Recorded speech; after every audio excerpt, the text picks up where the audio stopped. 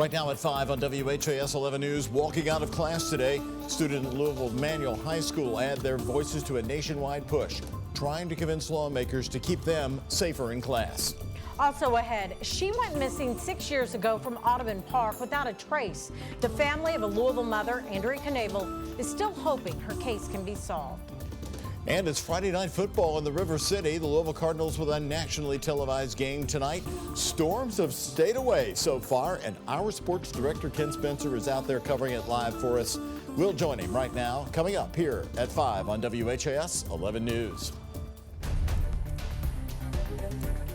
And breaking news to tell you about tonight, we now have an arrest in the death of a 5-year-old.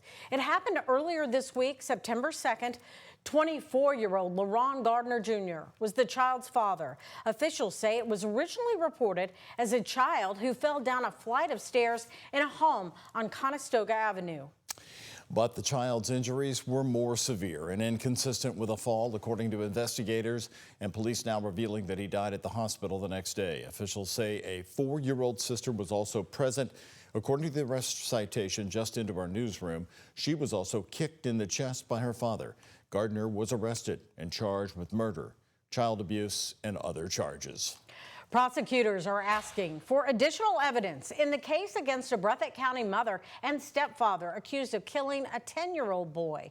Felicia Gross and Joshua Gross appeared before a judge today on Zoom. The pair is accused of killing Felicia's son, Jaden Spicer. He was missing for a week back in August before he was found buried in a shallow grave in Jackson, Kentucky. Today, prosecutors had to petition the court to get access to school and medical records for Spicer. We find ourselves in an unorthodox position in that ordinarily we would have the next of kin sign releases to allow us to get those. Unfortunately, the next of kin is Jaden's mother, who's the perpetrator in the case. Both parents are charged with complicity to murder, abuse of a corpse, and tampering with physical evidence.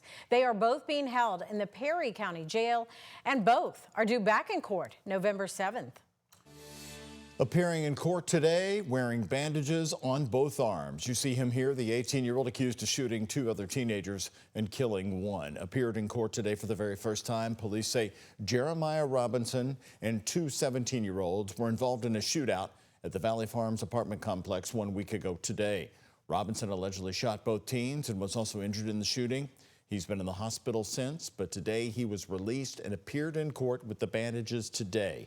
Attorneys argued that he posed a low risk to the public.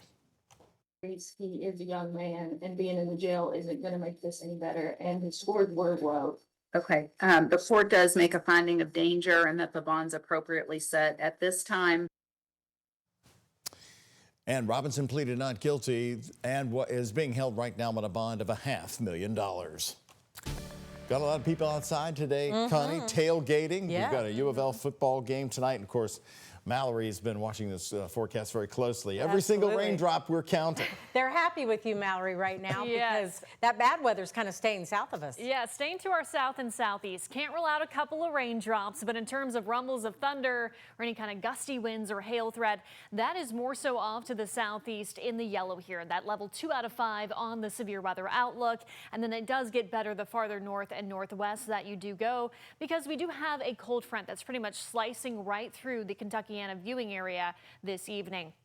Max HD radar starting to show some of those isolated storms bubbling up pretty much right in that yellow category here. So we're talking up to Campbellsville, Columbia, areas off to the northeast, crossing more so over I-75 down to south central Kentucky. These storms, they're behaving themselves right now. In fact, I'm saying storms, but there's not a lot of rumble. I see a couple of lightning strikes here. A lot of these just showers, but we'll be watching that general corridor because that's where we have the greatest amount of storm fuel. You can see it really cuts off north and northwest of that front. The highest is where you're seeing in the yellow or bright yellow or white color there. That's where we have the greatest amount of heat, humidity, instability, and really just that fuel for storm coverage. So temperatures are currently in the 80s in our Kentucky counties, 70s off to the north of that front. Your hour-by-hour futurecast through this evening. Once again, really watching that southeastern area for some storms to develop. Can't rule out a shower, some sprinkles. It looks a lot more dramatic than it actually will be rolling through Louisville. Otherwise, watching those storms through early tonight, and then another surge of moisture will arrive around sunrise tomorrow. We'll talk much more about your Saturday morning rain chances and the rest of the weekend forecast coming up in just a bit. The investigation resulted in the arrest of 475 individuals and is focused on ensuring accountability for those who violate the law and uphold the rule of law. A massive ICE raid on 2 work sites leads to hundreds of arrests. Officials say the investigation leading to the search warrant was in the works in this case for months. And they said it was the single largest enforcement operation in the history of Homeland Security. One happened in Georgia, the other in New York. This happened while Chicago leaders prepare for an expected immigration enforcement operation in their city. Michael Yoshida reports. Cell phone video capturing a sweeping immigration raid at a massive Georgia manufacturing facility. We need all work to end on the site right now. 475 people were apprehended as several law enforcement agencies descended on the Hyundai Meta plant near Savannah on Thursday, according to a Homeland Security investigations official. Almost for a second, like, are we in the U.S.? Like, I've never seen them come out like that, guns drawn. A similar site hundreds of miles away in upstate New York.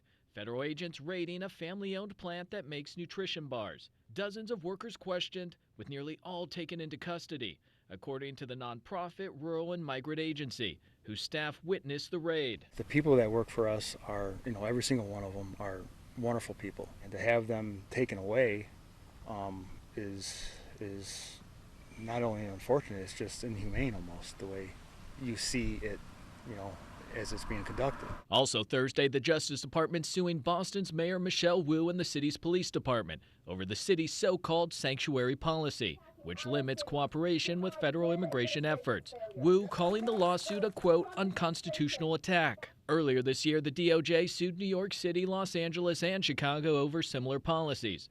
A federal judge dismissed the suit against Chicago this summer. The White House continues to clash with Democrat-led cities and states. Chicago leaders are preparing for an expected immigration enforcement operation, which could include the deployment of the National Guard. In Washington, Michael Yoshida. Hyundai says the company is cooperating with law enforcement and is committed to abiding by all labor and immigration regulations. In Georgia, officials say no charges have been filed against any of the people who were detained. Well, happening tonight, it's Friday Night Football for U of L fans. The Cardinals play their second game tonight at 7, nationally televised on ESPN. It's going to be a big one. It certainly has been a fantastic afternoon today for tailgating, a Cardinal tradition. WHAS11 sports director Ken Spencer, of course, Morehead State University's finest football alum, is covering the game tonight. And Kent, any advice you have for U of L against James Madison? Well, honestly, for fans, enjoy this weather. It is absolutely perfect right now at L&N Stadium. The Cards coming in tonight, a 14.5-point favorite against James Madison. A week ago here inside this stadium, Louisville took care of business, beating EKU 51-17. I want to paint a little picture for you and let you see what's happening inside L&N Stadium right now. Louisville players, JMU players, all on the field going through warm-ups right now as we speak. Now, this is the Cards' first Friday night home game since 2022, a loss to Florida State. But that was when Scott Satterfield was the head coach at Louisville. This is a program who used to be known for playing any day of the week, any time, just because it was all about getting on national TV.